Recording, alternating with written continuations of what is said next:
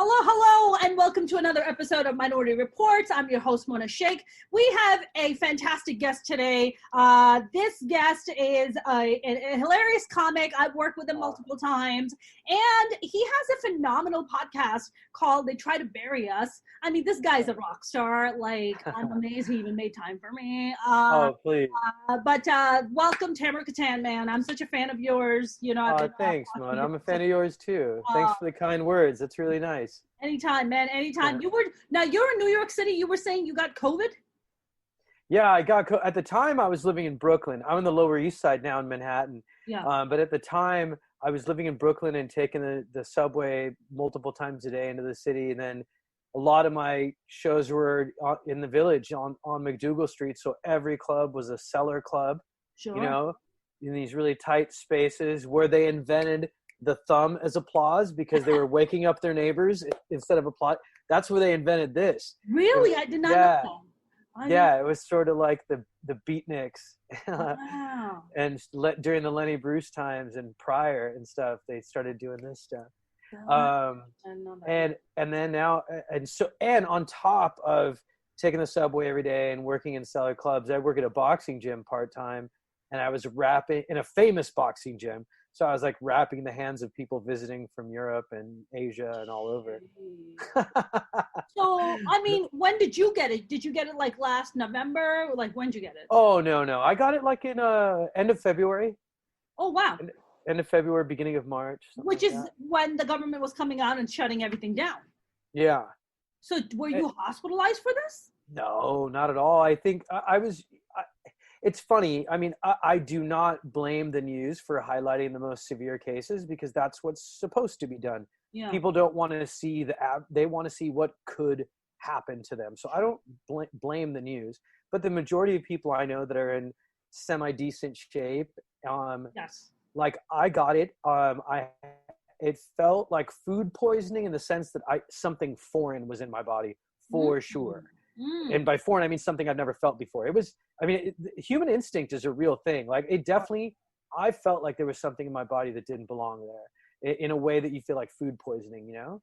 And it was so funny, Mona. Like I literally said to myself, oh, this really sucks that there's this COVID thing going around because now I can't tell the difference between COVID and food poisoning or just a regular sickness. And I go, well, it can't be COVID because at least I don't have the chills. And I didn't even say the S in the word chills before I started trembling. Wow. Yeah. So I totally got the chills that night. That's instant manifestation, man. Yeah, it was really weird. And you know what's funny is I immediately went into meditation because I meditate. Yeah. And I immediately just like told myself, hey, you live alone in a tiny apartment. This is a terrible time to go to a hospital. You can't go anywhere.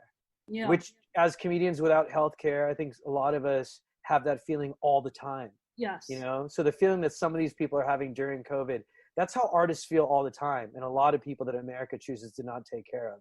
That's how we feel. Yeah, we're like that bag, you know, that plastic bag in American Beauty. You remember that? Yeah, of course. It's my favorite character in the movie. Whirling through the wind, baby. That's us. Yeah. Plastic bag. Yeah. Totally. And so I stayed really calm. And the next day I felt better. But still, I had some, stomach upsetness. I had diarrhea, which was another symptom. And then the day after that, I felt like 50% better. And then 50% better almost each day for the next 6. So it was in and out of me in 6 to 8 days. Okay. Only 2 days where I felt like, I was a little bit lightheaded and tightness in my chest and all that. Yeah. And it went away. I just stayed calm and it went away. And I didn't, I tried to not do anything stupid. I stopped smoking weed. I stayed away from everybody. I self-quarantined. And then 14 days later, I came to LA because my mom is in LA. Yeah. And I got an Airbnb, a tiny little Airbnb, and self-quarantined for another 14 days. And during that time, I went and got a test, an antibodies test at this clinic in Huntington Beach. Actually, it was in Westminster, at the mall in Westminster in front of the JCPenney. Yeah. And 3.5 hours in line. That's a good place for tests. It was great. It was a great place to test. Yeah. It was a doctor in Huntington Beach. I read an article about him in the New York Times. Yeah. And so I was like, I'm going to go do it. And 15 minutes later is a blood test to test that it's already been in your body. which is simpler than the nose swab to prove if you actually have it now. Yeah. And 15 minutes later, they walked out to my car and they said, "Hey, wow, you have it. You had it," because I had evidence of both antibodies, which meant I had it recently. When there's only one, it means it was farther away. But yeah, it was, and I was like, oh, I knew it.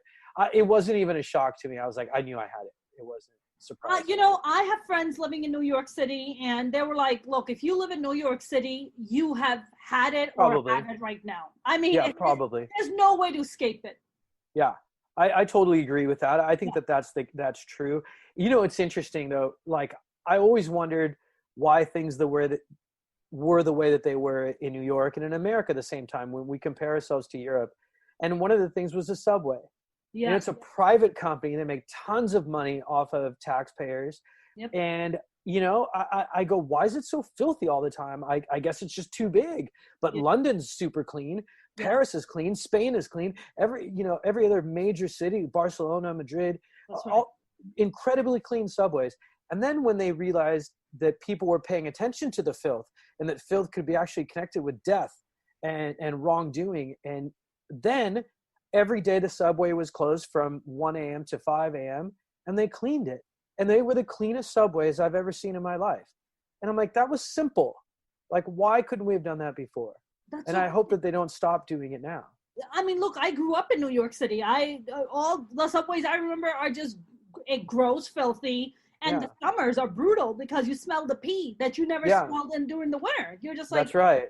So but it doesn't have to be that way. It doesn't have to be. They just let it be that way because us citizens were like, that's acceptable. And they're like, okay, then why should we dig into our profits to make it more clean? Precisely. I mean, you know, I'm glad you're better and I'm glad you got the antibody test. I had a scare where I had been home most of the time because during the pandemic, and I have a bit of a termite situation in my place. So my landlord, an Orkin person to come and take a look at my place. And he must have been going from place to place. So he's exposed to a lot more things than I am. And I made the dumb mistake of not putting my mask on when he came in. And he left, and literally within an hour, sore throat, my ear that's hurting. Nice. And I was just like, I don't know what's going on. That's weird, right? And I was like, is that the symptoms? No, it's too fast. Yeah, it's too fast. It's way too fast. Yeah, but it shows you how powerful our minds are. I have no doubt that you really felt those things. You know what happened, Tamer? I had 101 fever all night. And I woke up and I couldn't wake up because I had like severe 101 fever.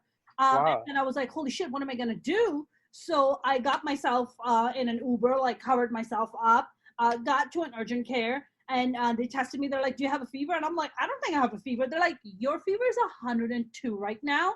You need to step out of our urgent care because all the symptoms you're showing is of COVID. So you need to step outside. I was like, what do you mean step outside? They were like, sorry, we can't help you. You have to go to a hospital. So like I get myself to Cedars and I'm admitted from like 8:30 in the morning to like 1:30 in the afternoon. And they're like pumping me with like, like IV. They're running all these tests on me. My fever refused to break. It was just my fever would not go down. And they were like, we got to break the fever first. So they finally were able to break the fever. And they were like, okay, you tested negative for COVID. They're like, there's some kind of a virus, some kind of a bacteria you picked up. And what it was doing, it was closing my throat. So I couldn't talk and I couldn't drink. Scary. It was terrifying. And I was like, what the hell? And I came home and I was trying to fall asleep. And I felt somebody was sitting on my chest and like choking me. So I just kept waking up in like a panic. It was the most bizarre thing in the world. But, because COVID's going around, you're thinking, oh, fuck, I think I have COVID now. Yeah, absolutely. I mean, it's a real life horror story where the monster is a virus, and it's like Freddy Krueger and a war mixed together into one terrible experience. I think we all have PTSD, and we're going to start realizing it as we start going back out. I mean, speaking of Freddy Krueger, I live a block away from Ogden, which is where the house is for the Nightmare. That's perfect. That is a true story, and I recently learned that through a neighbor. They're like, "Did you know that's Nightmare on Elm Street?" I'm like, "You're absolutely right. This is the house of Nightmare on Elm Street." That's so cool, though. Yeah, I love LA for stuff like that. Yeah, they have like a lot of cool stuff. Yeah, man, that's so what's going on with you? You were talking about you're going out of country. Yeah, it's really funny. I think the competitive nature of the comedy business, as you know, Yeah. keeps us kind of tethered to certain cities. And I think I always felt like I've always struggled with the separation of the business and the art.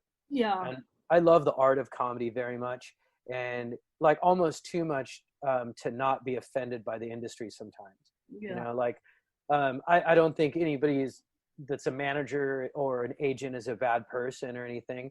I Yeah. just think that sometimes uh, they think too little of us as business people Yeah. and kind of just grab the steering wheel away from us sometimes. And I think like all creative ideas are associative.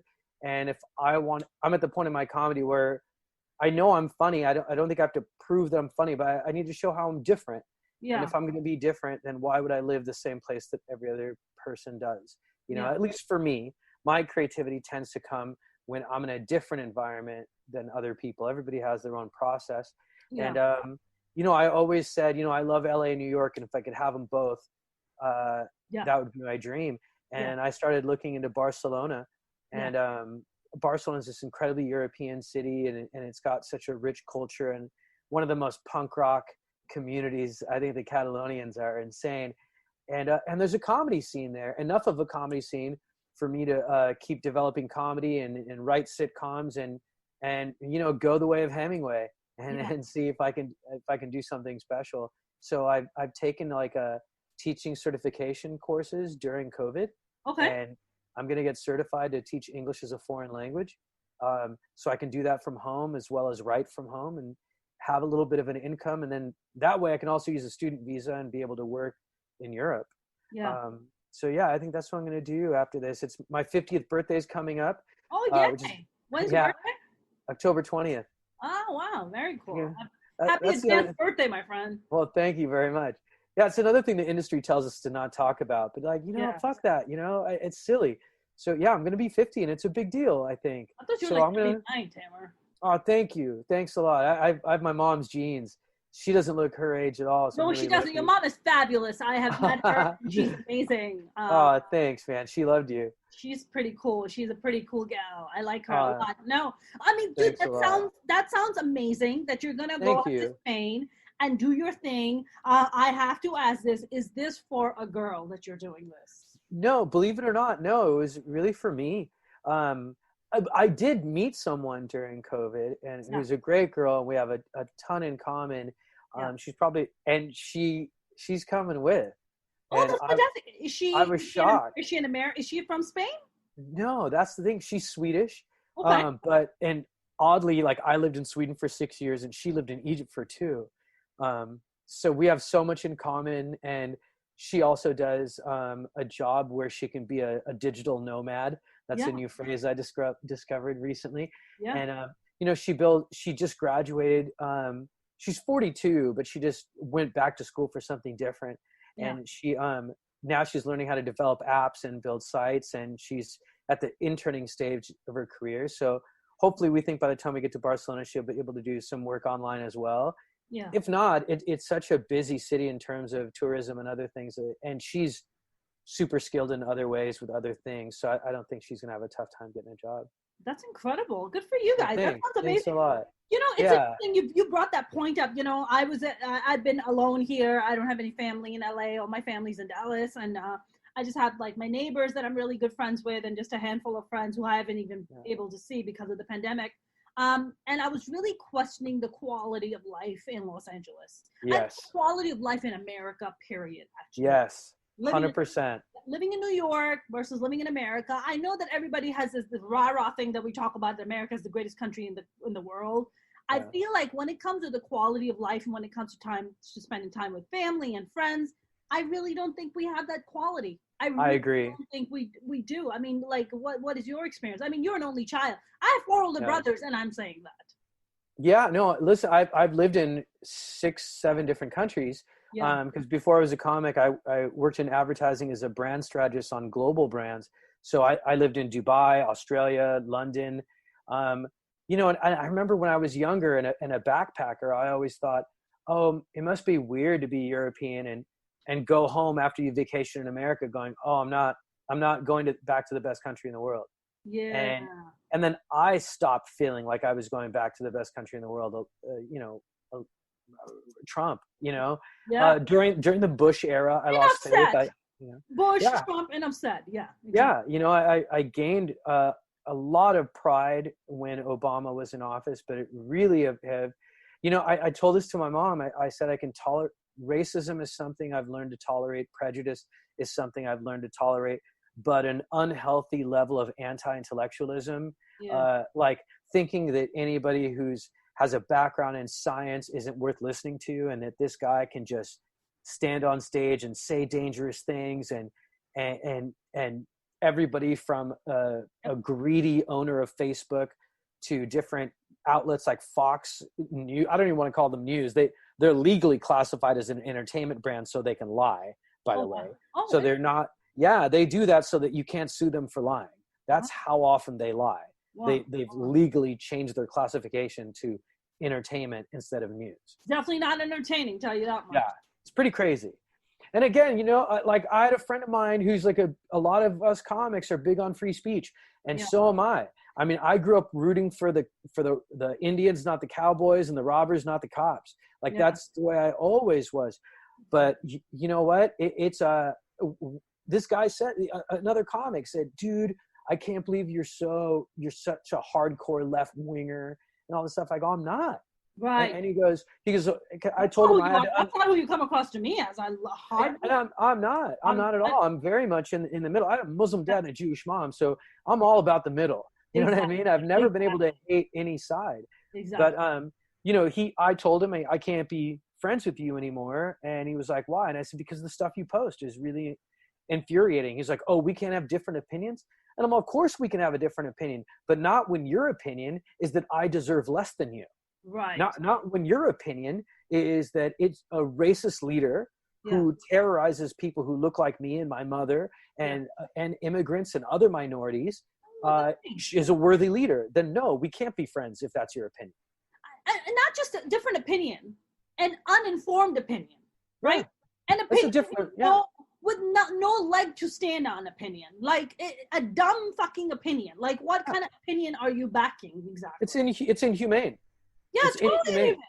Yeah. I mean, it doesn't make any sense. It just doesn't make any sense, and I feel ashamed. I know that's been an emotion that's been missing online for a lot of people, and from a lot of our politicians who all seem to think that they're action heroes. These 80-year-old action heroes.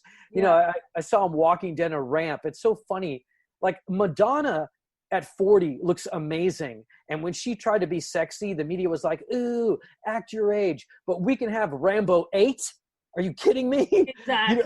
I'm tired of old men acting like macho guys. Like, but Tamer, that's like sexism. That is just like casual sexism. This is casual. Like Jennifer Lopez, who looks like she's a rock star at 50. Yeah. I'm sure you watched her Super Bowl performance, and they were like, she's a mother, she should act her age. Well, nobody's fucking telling Jack Nicholson to behave like a fucking a grown-ass man. He's like the most eligible bachelor. What the fuck are you talking about, eligible bachelor? Like, absolutely, man is like 60 some odd years old, but Jennifer Lopez is like being told to act her age. I mean, it's just casual sexism that's global, by the way. It's fucking global. It's just repulsive.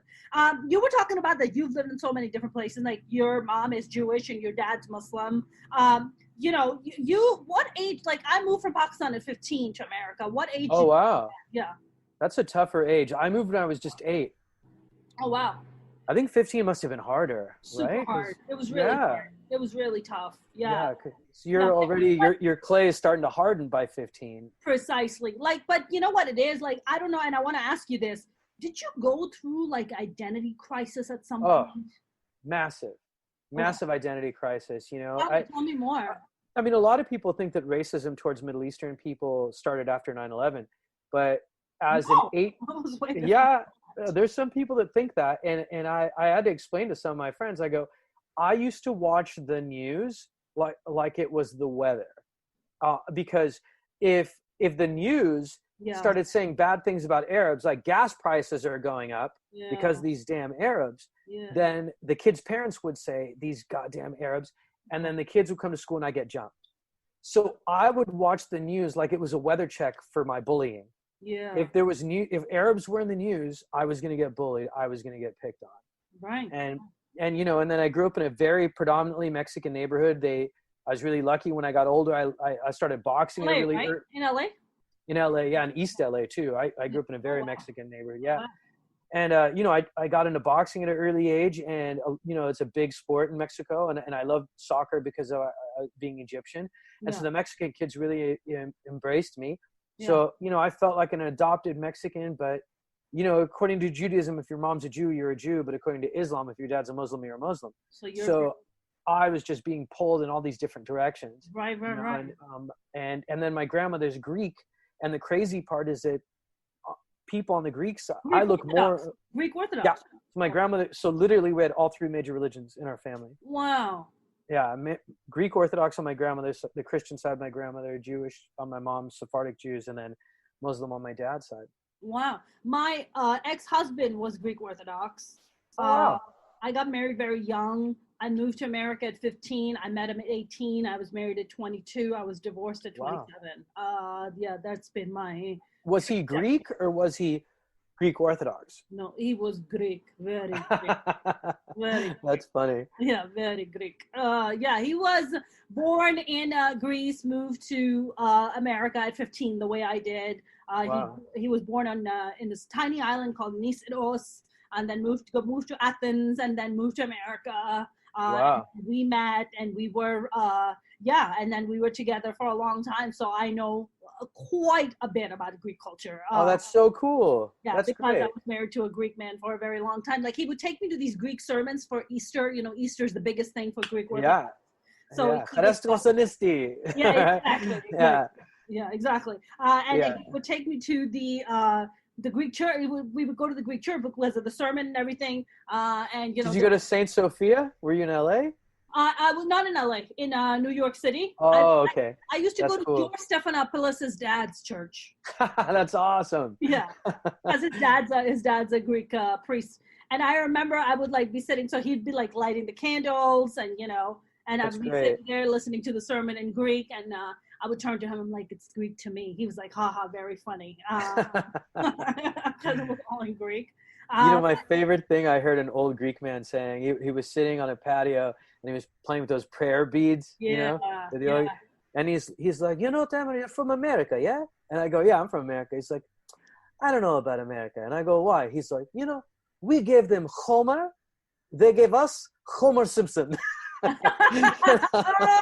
that's cute. That's so funny. It's like the greatest philosophy, the greatest poetry to the greatest cartoon. He's like, I like Homer, but it's not the same. Honestly, I thought for the longest time, Indian men and Pakistani men were the way they were. And then I married a Greek man, and I was like, okay, yeah, no, you guys are all exactly the same. You guys are you behave the exact same way. You want your woman to stand in the kitchen and cook for you. You want your woman to be quiet and subservient to you, for God's sake. And I'm not saying everybody's like that, but my God, my ex-husband was very much like that. He was the man, he wanted to be very machismo. Part of the culture, but listen, I learned a lot of great Greek dishes, so I can't blame him. Oh, that's great. Yeah. No, you can blame him though. I think what it is, it's even though the hardware doesn't change, the software should. And there's been an update into how you're supposed to treat women and minorities and gay people. And some of us are smartphones and we can download that info, but some of us are flip phones. Yeah. and we just don't have it. You know what I think it is too? I think cultures that are past their greatness, or they would say, like those guys that are my best years were in high school. I think some of the older cultures are like that. We were at our best way back then. Yeah. And in cultures like that, there tends to be a culture where young people always do what they're told. Mm-hmm. Because there's a respect for the way it was more so than the way it is. Yes. Versus in America, the one thing I do like about America is that there's the skin, the snake changes its skin. The younger generation always challenges the generation prior. Yeah. And in times like this, you can see the necessity and the importance of it. And I hope there's going to be a better America on the other side. But I agree. I do challenge the communities, from places like where we come from, Yeah. I challenge those younger people to be a little bit stronger and a little bit bolder and be heard.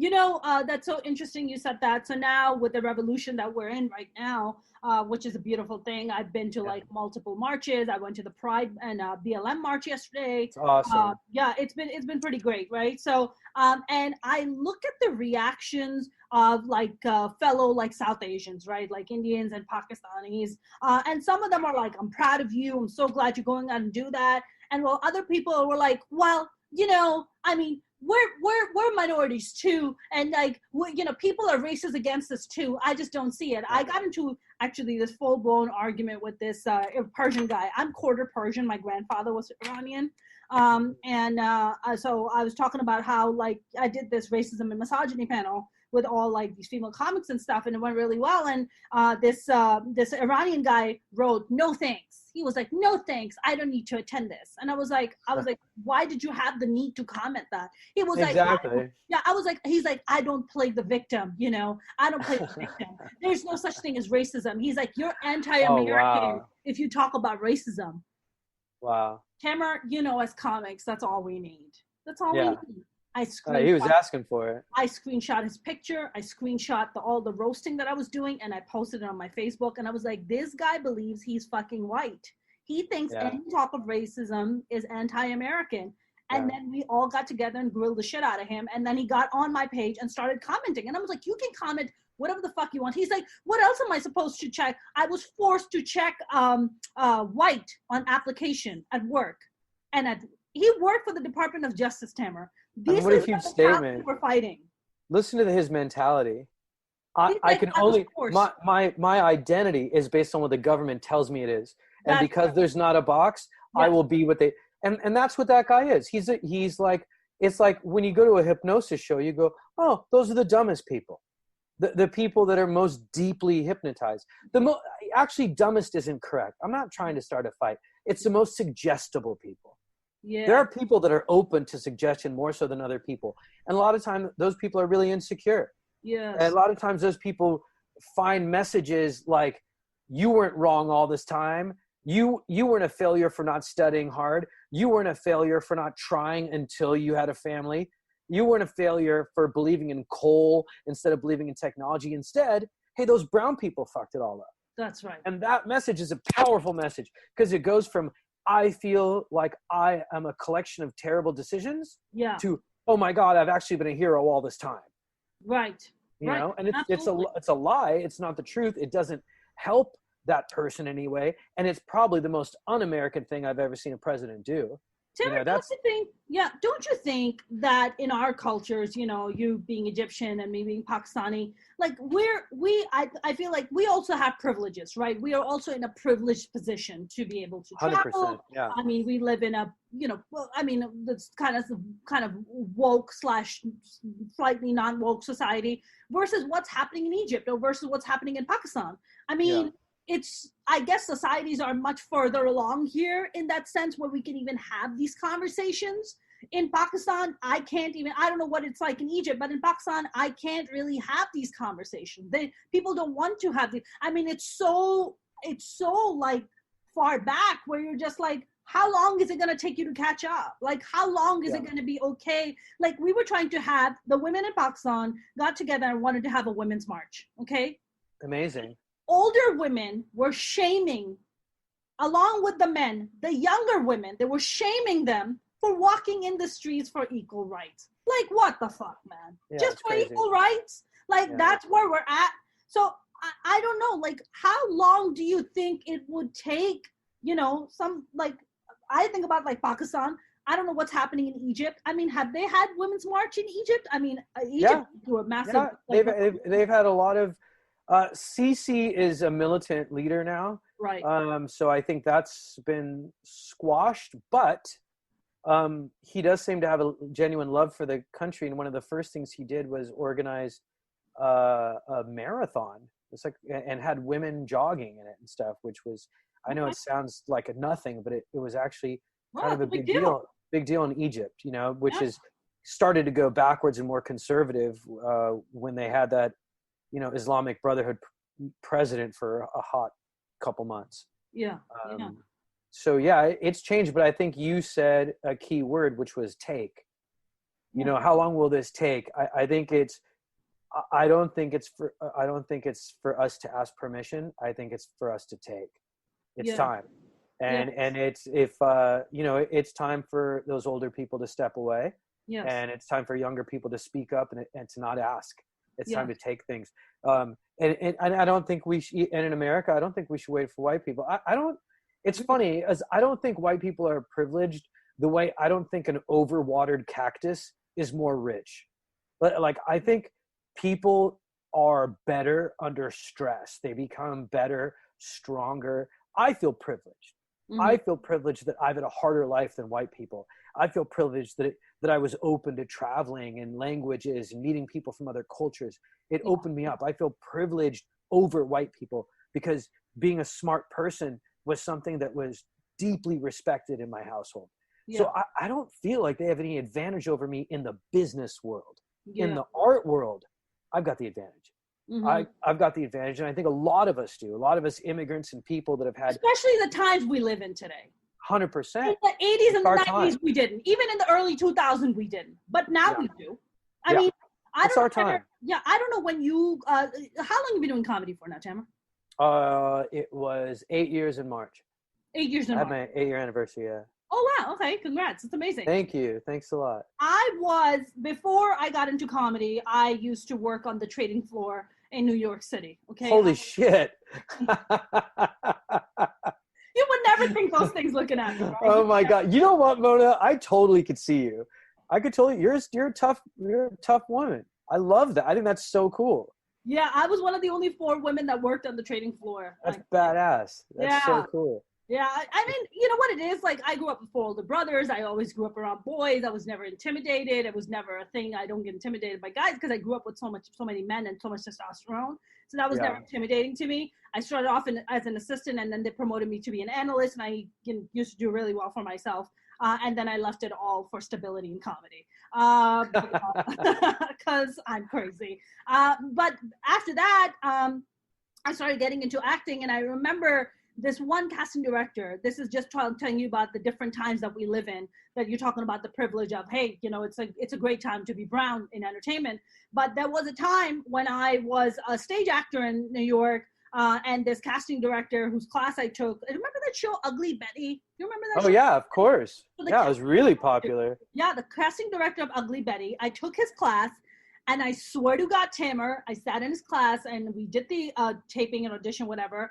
And then after that, he said to me, he's like, Mona, you're like talented and stuff, but you'll never be the lead. I mean, like, because you're like South Asian and stuff. So like, you'll never, the best you'll ever be is like a third banana, if that. I'll never fucking forget those words as long as I live. Okay. And I look at it today and I was just like, I would love to meet him. I would love to talk to him today. And see, like, what were you saying? I'm sorry, what was that? Because nobody knows. Stupid thing to say. Nobody knows, exactly. There are no experts. Ignorant thing to say.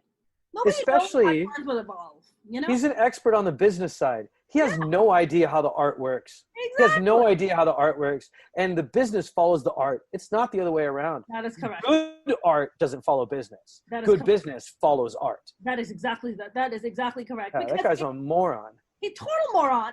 But like that stuff like really stuck with me because for the longest time I was just like, oh, that's all I'm ever gonna be. I'll never have the opportunity to read for a lead role. And the reason I ended up in LA is because I read for a lead role in a Steven Spielberg project. Yeah, that's awesome. I mean, you talk about like, something coming along and just like knocking that stupid kind of belief system out. Absolutely.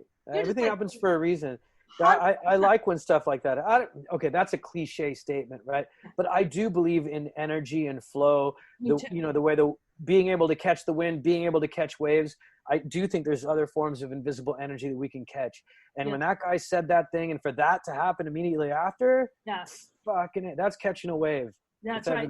That's like the universe coming saying, no, that's not the truth. Let me show you what the real truth is. Let me show you. That guy. Yeah, fuck that guy. So now, Tamer, do you like, you know what, it's funny because right before we started taping this, I was like, oh man, I've been watching the show Rami, and every time I watch it, I somehow see you in there. I don't know why. And maybe it's like that Egyptian connection I keep making. But I was like, man, Tamer would be really good in it. I wonder what. Oh, that's nice. Tell Rami. Yeah, right, dude. But you know Rami. You work with Rami. Yeah, no, we're friends, absolutely, and it's why I would never, I mean, I've always sent him congratulations texts and things like that. But yeah, we're not in the same circle. It's really funny. I haven't really been embraced by the Middle Eastern comedy community at all. Interesting. But why do you think that is? Why do you think that is, Tamer? Why do you think that is? I think that they have a certain definition of what it means to be an Arab comedian, and I don't tick some critical boxes. I think I'm different than they are in a lot of ways. Yeah. I think there's a lot of people in the Middle Eastern comedy community that are probably a little bit more religious than people think they are. And I'm not saying this about anybody in particular, by the way. I think that there is some people. Shall not name names, yeah, but no. I don't. And it's not anybody whose name anybody would even know. Just from being around certain festivals, and so I was in a festival, not patting my own back, where I literally got a standing ovation, and I was never. And every other comic that was on Arab comedy festival. I don't want to say, but every other comic that was on it was invited back, got gigs. I was never invited back and never got another gig. Shit. Never. Can I tell you something, Tamer? I'm not shocked to hear that. Yeah, and that's okay. I'm not mad at them or anything like that. It's that my path is a different path. Yeah. Like, Ellen wasn't a gay comedian. She was a comedian that happened to be gay. And I think that's my path. I don't think I'm an Arab comedian. I think I'm a comedian that happens to be Arab. And if that doesn't fit their definition, that's totally cool. I mean, they're allowed to create whatever they want to create. I just don't seem to be fitting into what they're looking for, though. That's interesting. You're talking about checking boxes, right? And I think that's one of the things that I am always kind of, and maybe fighting or just trying to get away from, where I was having this conversation with Shazia Mirza. You know who she is, right? Yeah, absolutely. She's great. Shazia's great. So Shazia, I had her on as a guest, and we were talking, and I was like, Shazia, like, what is this? Why are female comics always kind of put in these boxes that we have to just kind of check these sort of like, you can only talk about this and that, and that's it. Those are just the things you can talk about, nothing else. And she was like, yeah, she's like, somehow that when you were a brown female comic, you're only supposed to talk about issues. Like, you can't just talk about your person, like your personality. You can't talk about anything outside of that. And you were just talking about boxes. So I feel like, I guess you also have or Arab comics, or like, I guess Asian comedians also kind of have these kind of boxes that you check, which you kind of have to fulfill, or otherwise you're not part of the clan. Well, it's funny. It's like one of those situations where you go into a clothing store and there's nothing you like. Do you change your style, or do you learn how to make outfits? And I think those boxes. Just go to another store. Well, I mean, that's what it feels like to be labeled sometimes. It feels like the industry is saying, you got to be this, this, and this. And if you're not those things, then you don't get to wear this outfit. And I'm like, well, I'll just make my own then. Yeah. Because I mean, because that's the greatest thing about being a comedian. Yeah. You're the writer, you're the producer, you're the talent. You do it all. Yeah. So then why not? Then why not do it all? Why not take a legitimate superpower? Because I've seen some insanely talented people with insanely huge fan bases try to do what we do, and boy, have they struggled. So it is not an easy skill to gain. You got to be really tough in the soul and in the feels to tolerate it and take it for as many years as we have. Yeah. And why not use that superpower to then write your own screenplay, write your own sitcom, write your own film. Just like I said earlier, I'm not asking for permission from the industry anymore. I'm not asking for permission from white people anymore. The only person I'm asking for permission from is me. Yes. That's it. 100%. I'm taking my shit. I'm making 100%. My shit now. 100%. 100%. I think I like it better. Power. I mean, there's so much power in what you just said, right? There's just so much power. And I think you and I come from the exact same place in that sense, that I don't sit around and wait for people to be like, oh, do I check this box? Do I check that box? I'm like, nah, fuck it. I'll just walk my own journey. I would just walk my own path. And absolutely. I feel like I've done pretty decent for myself, considering you have. considering being told that I'll only play the third banana in a movie someday. I think I've done all Third right. bananas are usually the best. The two in the beginning are too green. The two in the back are too brown. Right? Third banana sounds like the yellow banana to me. Right down the middle, right there. It's right The down sweetest the middle. banana. Right? I know that you are a big Richard Pryor fan. Yeah. Sorry, Yeah. I was burning incense and I was worried. I thought it fell and wanted to make sure. It's Did fine. it fall? It's good. No, that's we how don't want to burn ethnic. the place down, Tamer. We're not doing that right now. I'm so ethnic, right? I'm burning incense. Dude, I don't know about you. I think maybe you don't have that, but I have really, I can't smell incense. I legit get PTSD when I smell incense. Wow. I have so much trauma attached to the smell of incense that when I smell it, I literally have to just walk away before I start tearing up. I mean, just because I think I think I've met, you were there when I talk about my story about my father and about, the kind of, but the reason this whole incense thing, I just incense irks me to no end. On Thursdays are, right before Fridays, which is a holy day for Muslims. And my mom would light these incenses. And every time she would light these incenses, somehow it just would be happening that my parents would be in some kind of a fight or bickering, you know, and where my dad is slapping my mom around or he's slapping one of us around. So every time I smell incense, I'm like, oh my God, I'm going to get slapped in the face or something. Yeah, it's a powerful thing. It's so powerful. Yeah. It's anchored in my brain. Yeah, we do that, we're bottom of the food chain animals really until we invented fire. But I was in Afghanistan performing for the troops, and one time we were going to fly in a helicopter in a sandstorm. Yeah. And I told our point of contact guy, I said, "Oh, I'm going to listen to this AC/DC album. It'll pump up my courage." And he goes, "Do you like that album?" And I go, "Yeah." He goes, "Don't put it on." And I'm like, "Why?" And he goes, "Because if something bad happens, you'll never listen to that album again." Shit, he's right. And I was like, "Whoa." And he goes, "Yeah, we're going to be fine. I'm sure we'll be fine, but I wouldn't listen to your favorite one." And I was like, fuck. That's powerful. It's pretty scary. Yeah, but it's true. I mean, I that's what we do as human beings. Right. It's almost, it goes, that is danger, and that was there when danger happened, so let's avoid that too. That's right. Yeah. I mean, speaking of pain and speaking of danger, I know that you're a big Richard Pryor fan, and I was watching on Hulu The Last Days of Pryor. I'm sure you've watched it already. And I was watching it, and he said something that really just cleared things for me. And tell me if you picked up on it or it did the same thing for you. He talked about how, he was trying to be like Bill Cosby, and, Bill Cosby was the big guy, and then, he's Pryor's in the middle of finding his own voice, and he's like, which way do I go? Who am I? I have all this trauma and all these demons that I want to talk about, but then I'm also expected to be a good clean cut kind of guy, why don't you be like Bill Cosby, right? Who's a rapist.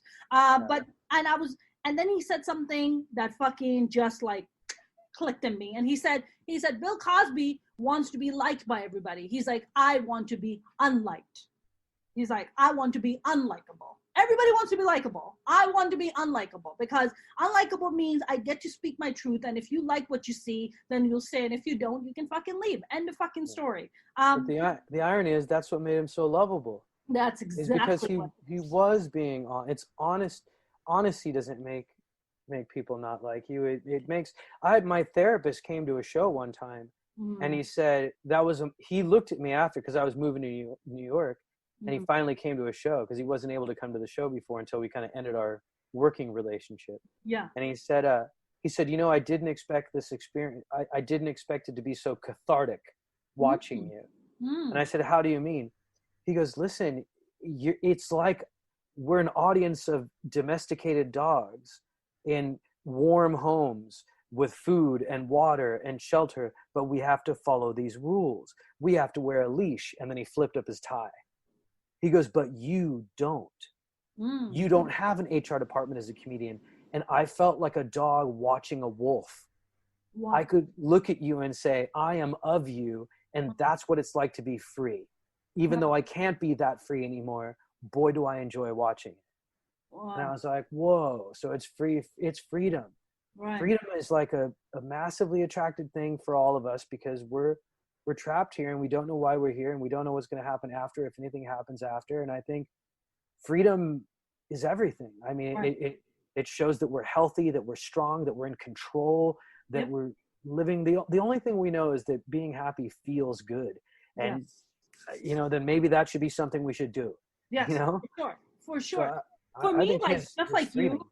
freedom is my drug. Like, Me too. yeah, freedom's my drug. Like if today where you were like, Mona, I'll give you all the money. You get to do whatever you want, but I get to control you and I get to take your freedom. I'm like, give me a gun so I could put it in my mouth. Like, let me just end it because it's not worth it for me. I would rather eat spam and then, and live life on my own terms than eat a steak and live in a golden palace. Like I used to when I was married to my ex-husband, that was my fucking golden palace that I lived in, and it sucked. I mean, you and I think have similar backgrounds in the sense that, well, besides being brown, but about the trauma aspect of it. Yeah. I mean, your dad was pretty abusive towards you physically, and I guess I would say verbally and emotionally. I mean, when you moved out here into LA at the age of 8, did he move out here with you? No, he moved first. And I think that's where the problem started, quite honestly. I think racism made my dad abusive. I know that sounds crazy, but I think it's true. I think immigrating... Because he wasn't like that in Egypt. He wasn't like that. No. Interesting. In Egypt, the memory I have of him in Egypt was being a little boy on his shoulders and him calling me his prince. And then, we were separated for 1.5 to 2 years at a pretty young age. And where my mom would trace my hand in letters so we could see how much I was growing. We didn't have FaceTime or anything like that. Right. And I remember getting to the airport and as a kid, now he had a mustache and a bald spot. He had really aged in those 2 very stressful years. And I just went, that's not my dad.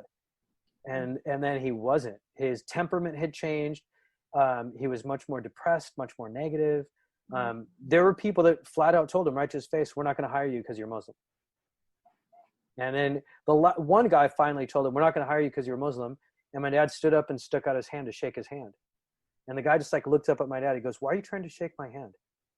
He said, because you're not the first person to say that to me. And I figure if you're going to say things like that, then I'm going to stay a man and I'm going to stay professional. Right. And the guy just like looks at my dad and he goes, can you start on Monday? And my dad goes, yeah, and he got the job. Wow. Yeah. It's like the thing I'm most, he was an accountant. Oh, wow. But he wanted to be, he was originally in a Beatles cover band. No shit. I think having me, I think I was his dream killer. I think having a kid stopped him from pursuing music. Yeah. And coming to America, I mean, after you marry someone of an opposite religion in Egypt, and a Jew no less, it's not safe to stay in Egypt. So I think his life might have been a lot different had he not had me. And I think that was all a lot of like resentment and resentment that you were born.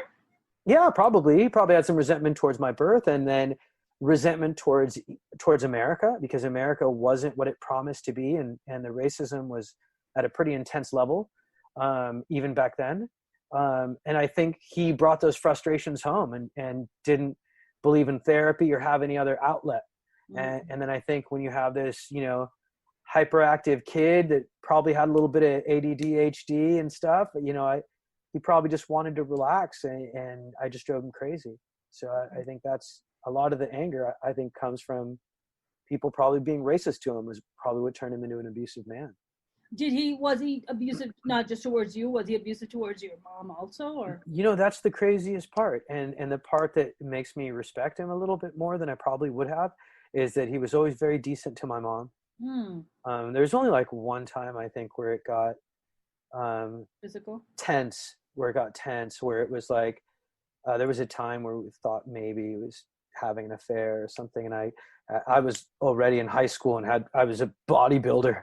I was huge, like I was almost like 180 pounds, like no body fat, and I got in his face, and it's really weird to almost get in a fight with your dad, physical fight with your dad. That's a very unusual feeling. Yeah, I mean, I well, like my story where I I was in a verbal war with my dad, like which is, you know, I think it lands a lot differently for men of our background when it's a guy versus when it's a girl. Like when a guy stands up, it's like, okay, he's still a son. But when a girl stands up, you're just like, okay, where the fuck did I go wrong? Yeah, like, it's really a lot of societies are really unfair to women. It's really crazy. Yeah. As including America. Yes. I've seen it where I've seen female comics say some amazing jokes and I laugh out loud and I hear my own laugh and kind of a shitty audience judging her. And it's not just men, it's other women. That's sometimes where I go, dude, if a guy said that joke, you'd be laughing your asses off. Fuck you. Yes, that's not cool. Well, the misogyny is pretty internalized, right? And that's it's very internalized. It's not just with guys; it's also with women. Women also have internalized that misogyny, and we do it to women consciously or subconsciously. Sure. I mean, we do it all the time. I mean, I experienced that with fellow Pakistani women. I got invited last year to come and perform in front of for Eid. They asked me to come out and perform in front of like this crowd of 2,000 Pakistanis in New York. Wow. And I got flown out and I was performing on the stage, and holy shit, right before me was this big Pakistani band that was performing, and I become friends with them and they were like cheering them on. They were like all about it. And the moment I got on, Tamer, no, they did not. Wow. The guys wanted to see me. The women didn't want to see me up there. Can you believe this shit? It's a strange thing. Yeah. So bizarre. The guys were like, oh my gosh, to find this and that. I got off stage. I got into the crowd. I was doing crowd work. I was like talking to everybody. I was having a good time. And the women were telling me to get off the stage. The women were telling me to stop doing comedy. And I was like, fuck you. I was like, not only am I going to continue doing comedy, now I'm going to fucking roast you. So go fuck you. You know? The Bill Burr of Pakistan. 9 more minutes. Exactly. I'm like, fuck you. What was that now? Crazy. I was like, what's the matter? Your husband doesn't fuck you anymore? You got to take your anger out on me? Go fuck yourself. Yeah, it's crazy. You know what? There's a really famous Oscar Wilde quote that I like where he says, if you, maybe, I think it's Oscar Wilde, where he said, if you want to make an enemy, change something. And it's anything. And I think female comics bother maybe traditionalists, male or female, more than male comics do, because you're a bigger change to the norm. And whether that change means, oh, well, what does that mean about me as a man? Or whether that change means, oh, what does that mean about me as a woman? Yes. Then I think they take it out on you. Yes. Tamer, how much would you say that pain has been a driving factor for you to become a stand-up comic, and it continues to play a role in your comedy? It's funny, you know, I think we have this reputation as being dark, you know, comedians, or enjoying the darkness. I like the light. And so it's like saying, oh, wow, firemen must love fire. It's like, nah, we're the ones that talk about the dark things. Yeah. It's regular people that are dark. Yeah. It's comics that are light. I'm not afraid to talk about abuse. Either are you. Yeah. But the average person is. So who's the dark one? It's not us. Yeah. That's the purpose of laughter for me, is to lighten the mood. I don't want this thing weighing me down. I want to cut off these chains. I want to lighten this weight. Yeah. I want to, I want to be like prisoners in a cell that found a way to use humor is an emotional fuck you to people that are trying to hold you down. Yeah. And so in a way, does darkness motivate my comedy or inspire some of it? Not even so much darkness. I was just saying how much just trauma and pain plays a role. I think it's if I could adjust it slightly, I would say my biggest motivation probably, and I didn't really think about it until you said that, is my desire for lightness. Even when I was a kid, I used to live in this Mexican neighborhood where it was not okay to smile outside. Like it was, if you smiled outside or too much of a joker, then kids who wanted to prove their manhood would be like, all right, I'm going to jump that guy. And when I first lived in East LA, I used to smile a lot, and I had kind of a noticeable smile. Yeah. And I used to get jumped all the time, and I stopped smiling outside. I only smiled inside my house. Wow. And in Mexican culture, they give you a nickname that's the opposite of what you are. So they call tall guys shorty. They call fat guys skinny. They used to call me Joker because I never smiled.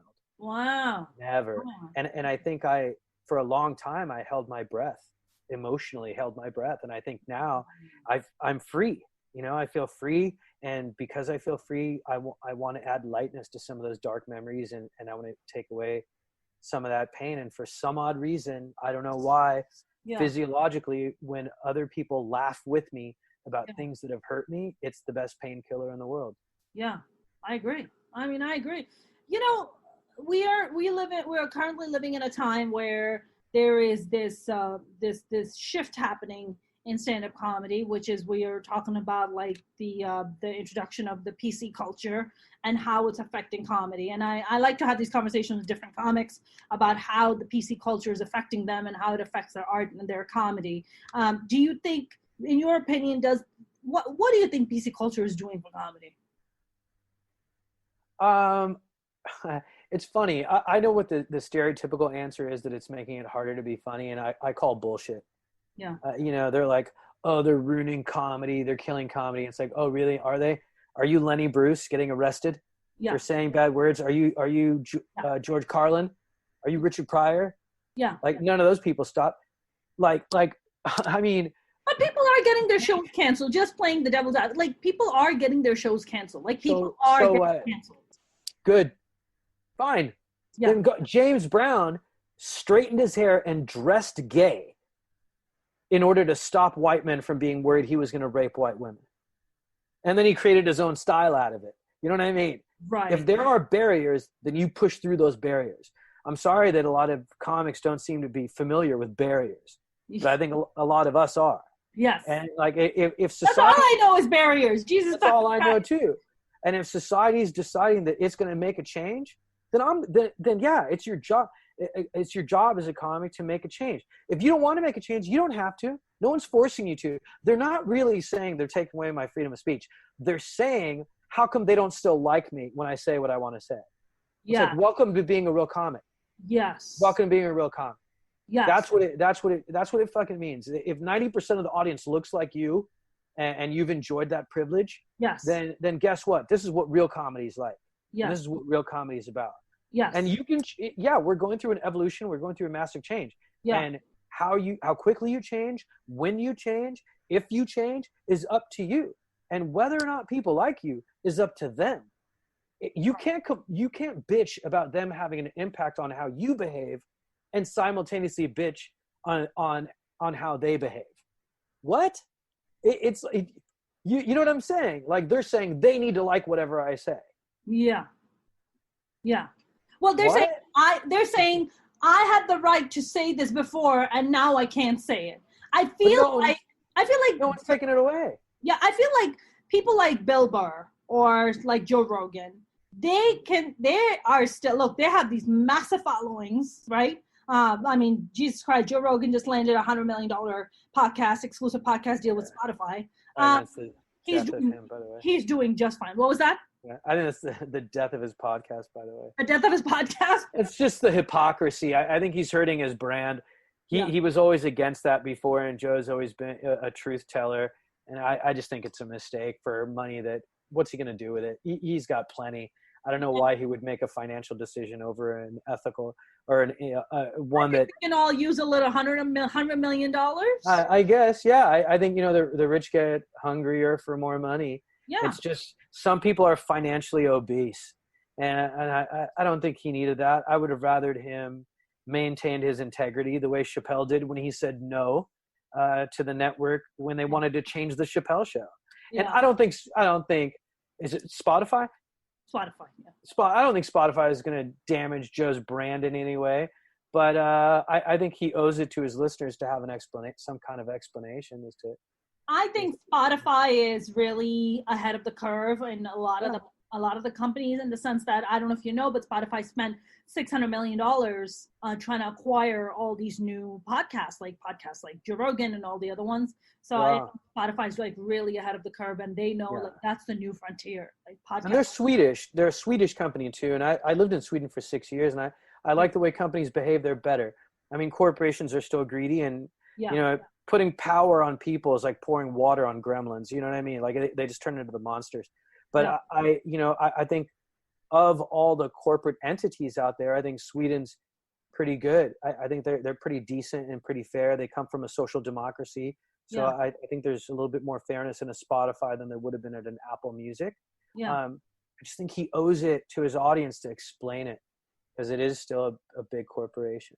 Yeah, I honestly, I don't think that power corrupts people. I think power just brings out the true essence of who you are. It's just like, if you were given all this money and all this freedom, what kind of a person would you be? And then some people are fucking garbage, and then some people hold on to their integrity and continue to be the awesome human beings that they are. Sure. I think it at least it intoxicates people like a booze. I think it changes you. You're right. It's just like drunks. If you're a bad person, being a drunk will show it'll amplify your bad traits. Yeah. And and I think that power will amplify your bad traits the same way booze will. Yeah. There's a saying we have in Urdu, which is, if you are beautiful, the delicacy comes with it. Like you start acting a little delicate because you're beautiful. It just comes with it. It's just like part of the game. Yeah, I don't know, man. I don't know. Tell me about your podcast, which is They Try to Bury Us. I was reading the origin of it, which it has, you were inspired by the Mexican quote by a abuela, apparently, who said, they tried to bury us, they didn't know we were seeds. Yeah, I mean, it's a pretty old quote. I found out it's actually even as far back as Greek poetry, but Cesar Chavez used it in some of the civil rights marches at the Mexican farmers and stuff, with the Si se puede and yes we, which is something that Obama turned into English, by the way. Yes we can. But yeah, exactly, yes we can. And so it was, and the first time I heard that phrase was when I came home with a black eye, and my Mexican neighbor told me that quote. He goes, "You're one of us because you struggle." He's like, "You got pyramids, we got pyramids." He's like, "You're one of us." And it was really sweet. I think I needed that, I needed someone. But the Egyptians don't eat spicy food.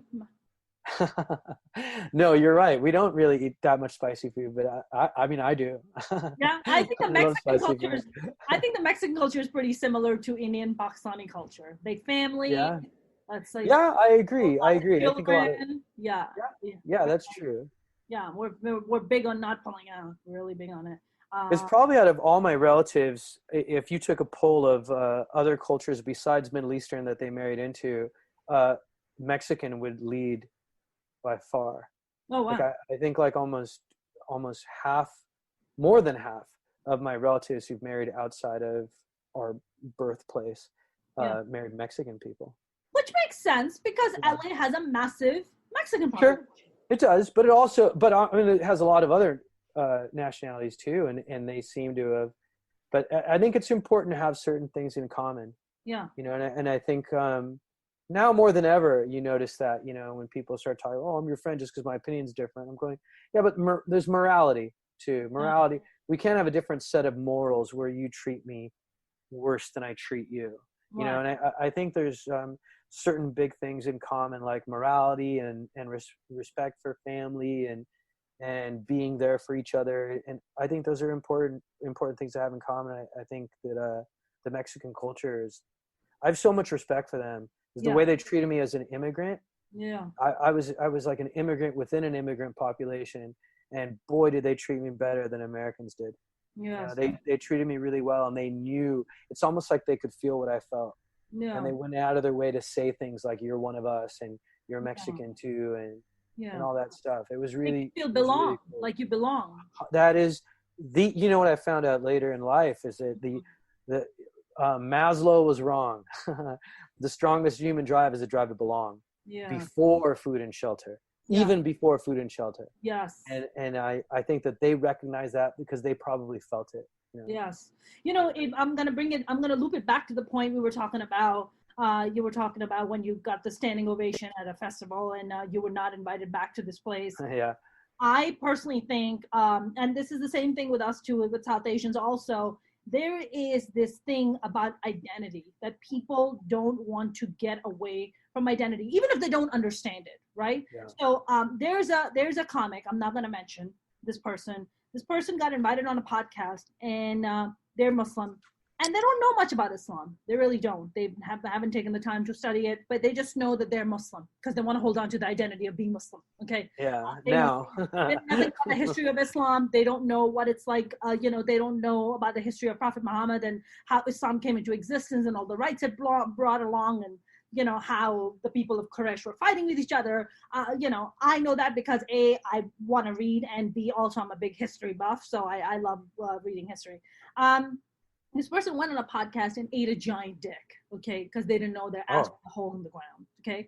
And then this person calls me after the podcast taping, and they're like, they were asking me all this stuff about the religion, and I didn't really know, and I was just like kind of stumbling and fumbling, and do you think I should go back and tell them to delete the episode and just don't talk about it? And I was like, first of all, I don't think they're going to do that. And I was like, second, and I was like, in all honesty, if you are so hung up and so ingrained and holding on to this identity, don't you want to learn about your identity? Don't you want to go and dig up like the faith that you believe in? Don't you want to know more about it, or what the origin is, what it's about, why things are the way they are? And I feel like there is this kind of, I'm going to say, shallow identity pride that's happening, that there's just like, I'm really proud to be this, I'm really proud. And you're like, okay, tell me a little bit more about your background. Tell me a little bit more about your faith, And they're like, oh, well, it's like something along the line and this and that. Have you seen this, or have you experienced this, where people are like, just because now it's cool to be brown. It is cool. It's something. Oh, that's funny. It's cool to be brown, man. Is it? I didn't know. I didn't know it's cool to be brown. I know it's less cool to be white, so it might be by default. But yes, it's funny. I'm of two different opinions when it comes to that. One, I guess when you claim to be Muslim and you talk about being Muslim, it's pretty silly if you don't know what you're talking about. Basic tenets. Basic tenets.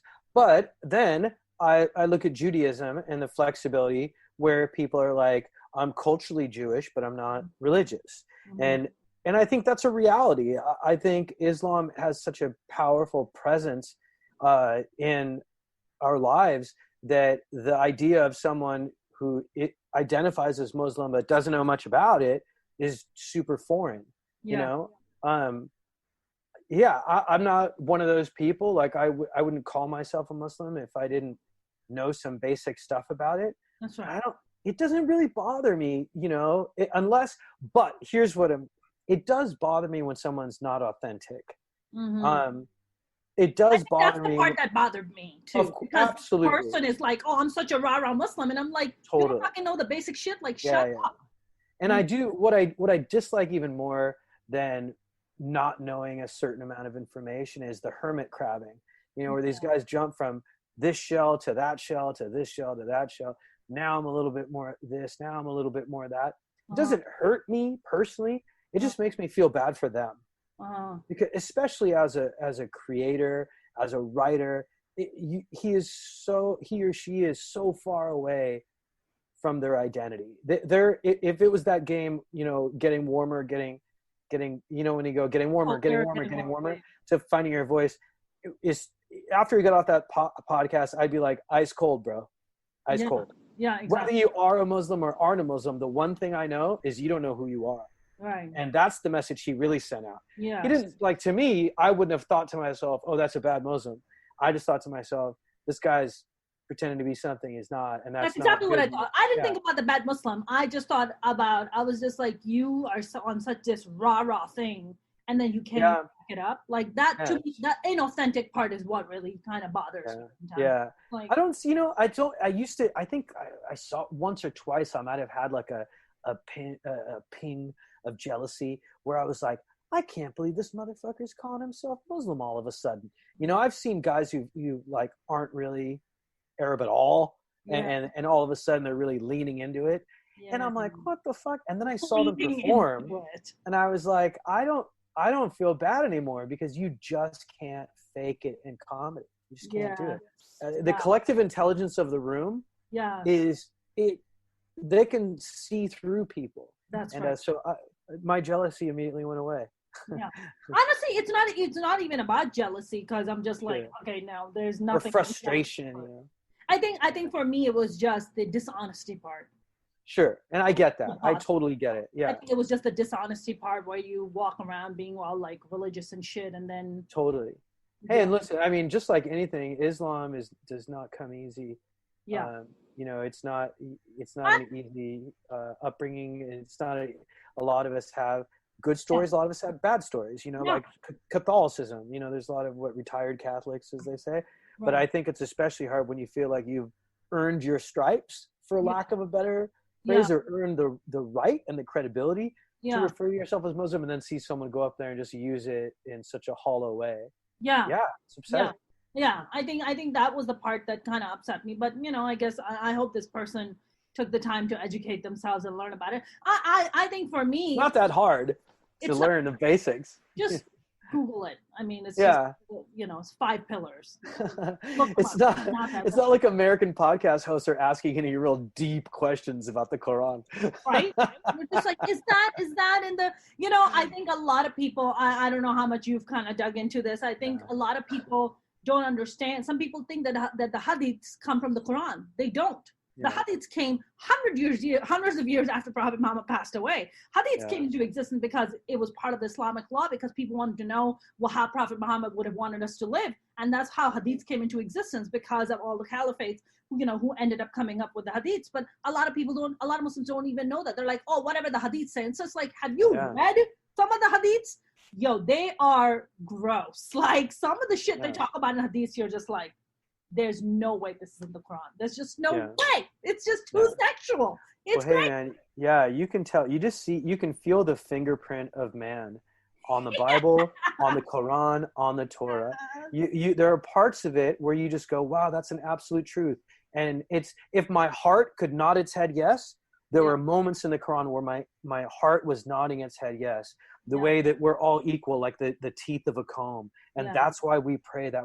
Wow, like that made me go, oh, I had so much pride. And then you'd read these other things, and I was going, that's not the same author. Not the same fingerprint. That's somebody else trying to manipulate and take power when they saw the huge following and the huge fan base. I think those books are just like child celebrities. They get really big, they get a huge following, and in comes this manager going, stick with me, kid, we'll get even bigger. You know what I mean? And I think that's what they did to a lot of those books, is they've been corrupted. Yes. I mean, I like, some of the stuff is just like outrageous. There was this mullah, this Pakistani mullah, he was talking about, he was like, if you're a good Muslim man, when you die, you don't even understand. He's like, there's going to be one more beautiful woman than the next. And he goes, and when you're done banging this one, there's going to be another one who's going to come and tap your shoulder, and she's going to be like, what about me? What about my desires? I'm like, this is written by a horny man. This is written by a dude who doesn't get ass on the regular. This is written by... exactly. There's no way the Quran says that. Like this, and it's a hadith. It's a hadith. And it sounds like it was written by a virgin. Like nobody who's ever has any understanding of what an actual sexual and loving connection is with another person. It would say, oh yeah, give me another 72 of those. Yeah. You know what I mean? Nobody's saying this. Yeah. One is hard enough. Just try to get it in with one. Why are you trying to work the other 71? For God's sake. Doesn't make sense. Ridiculous, man. Fucking ridiculous. So what's on the horizon for you? Now you're in New York. What's going on? Are you going to stay in New York? Are you going to be traveling? I know you said you're going to move to Spain. Yeah, I think I'm going to go out to, hopefully, I'll get some job offers teaching English in Spain. Yeah. And when are you leaving? Sorry, Tamer? When are you leaving? I'm going to go for my birthday. I'm going to go for a month. In October. In October. And then, I'm actually going to go like mid-September, because that's when the interview season is. And I'm going to interview and hopefully get a job. And then I'm going to spend my actual birthday in San Sebastian, which is Basque country. And one of the most beautiful places in the world and the most amazing food in the world. I'm a huge Bourdain fan. And, I've I follow his, not just the episodes, but a lot of his articles and books and stuff. And he's turned me on to corners of the world that I didn't think I could get to. Yeah. So I'm gonna go there, and I'm really gonna push my writing, and there's a good little scene in Barcelona, and the rest of Europe is very close and very affordable, and like, you know, I've got a fairly decent fan base in Western Europe, so yeah. I'm gonna do that, and if at the end of the year I want to come back, I'll come back, but be able to speak Spanish fluently. That sounds amazing, man. Yeah, I think it's. I'm very excited for you. Thank you. Thanks a lot. Hope that's the goal, but who knows what'll happen. I'm very, very excited for you. Thanks a lot. Do you have like shows and stuff lined up? I thought I saw on your website you have shows in Ireland. I do. Well, I had a show in Ireland. It's getting rescheduled, hopefully for September. I have a show coming up in Sacramento at Laughs Unlimited for 4th of July weekend. Okay. There's going to be social distancing rules and all that stuff. The specifics of it I'll post about, but I just posted that on my Instagram the other day. That it's going to be my first live comedy experience. But yeah, I'm excited about it. It'll be cool to see how it feels. It sounds amazing, man. Well, thanks a lot. This has been friggin' awesome. What a great conversation. Yeah, it's been a great conversation. So we're definitely gonna do another one of these for sure. And if your mom is looking for a new daughter to adopt and available, yeah. No, hopefully, if I love it a lot, I'll take her with me to Spain. Oh, yeah, I'm sure she would. She deserves to be living out. She lives in a great little place now. She's quite happy and quite independent, but good for her. Maybe in the future I'll bring her out with me. That's amazing. Who knows what'll happen? Who knows? But I'm up for the wind blowing me. Whatever it is, man, I just stay safe. You got the antibodies already. So. Yeah, I do. I'm Superman. I think you should be selling your blood on the sidewalk. If you got some antibodies. I got them right here. Got some antibodies. You want to inject them? Man, in this part of New York, people are selling some weird shit. It wouldn't be that weird if I was shooting them in their necks and shit. So like, let me shoot in your neck for you. What is this, heroin? Antibodies, man. This antibodies. The new heroin. What? It's the new heroin. That's funny. That would be amazing. Tamer, where can we find you? The best place is I'm pretty active on my Instagram. It's at TamerKat, TamerKat. Yeah. And I'll keep everybody posted on everything there. And then we're on a little hiatus from the podcast for now. Okay. And then we're going to figure that out in the next few months. And then hopefully on to Spain, and then have some stuff to sell in LA soon. Sounds amazing. And Tamer, and what's your website where we can go and it's TamerKattan.com. So TamerKattan.com. And I put up all my info on there pretty regularly too. Tamer, eat a ton of food in Spain for me, please. I am dying to go to Spain. I will. I'm totally going to become a fatso. I would love that, please. I think that's one place to become a fatso, and it's totally, you know. Then, but thank you so much for joining. Thank you for having me. It was really fun. Thank you. Stay safe. Hope to see you soon. Hope to see you soon too. Take care. All right. Bye. Thanks. Bye. Bye. That was the amazing Tamer Kattan. You guys, have you subscribed to the YouTube channel? If you haven't, this is the time. We are putting out exclusive content every single day. Every single week, we have new podcasts with amazing change makers, amazing comedians, amazing artists. We're doing it right here. Mona Shaikh YouTube channel. Subscribe. You can follow us on Instagram at Mona's Comedy, Twitter at Mona's Comedy. I'll see you next time.